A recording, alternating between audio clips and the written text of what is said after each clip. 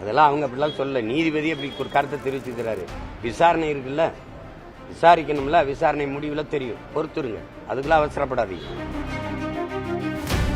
அடிப்படை பிரச்சனைகள் இந்த நிதி நெருக்கடி பிரச்சனை இருக்க சூழல்ல இந்த மும்மொழி கொள்கையை வச்சு அதாவது துணை முதல்வரும் அண்ணாமலையும் மாற்றி மாற்றி சவால் விட்டு ஒரு போர் நடத்த. தம்பி, அடிப்படையில் பெரிய பிழை நிகழ்ந்துருச்சு. மும்மொழின்னா எப்படி? சமஸ்கிருதம் மொத்தமே 26,000 பேர் தான் இந்த நாட்டில் பேசுறாங்கன்னு இருக்குது. அதுக்கு அந்த வளர்ச்சிக்கு நீங்க ஒதுக்குற நிதி எவ்வளவு? இந்திய நாடாளுமன்ற கட்டடத்தில் எதற்காக சமஸ்கிருதத்தில் கல்வெட்டு? யார் பதில் சொல்ல? தம்பி அண்ணாமலை சொல்லுவாங்களா? உலகத்தின் தொன்மையான மொழி, முதல் மொழி தமிழ், அது எங்க நாட்டில் இருக்குது, எங்களுக்கு பெருமைன்னு பிரதமர் பேசும்போது, இந்திய மொழிகளின் தொன்மையை தமிழிலிருந்து அறியலாம்னு பிரதமர் பேசும்போது, அதுக்கு நேர எதிர் கருத்தை தம்பி அண்ணாமலை பேசிட்டே வர்றாரு.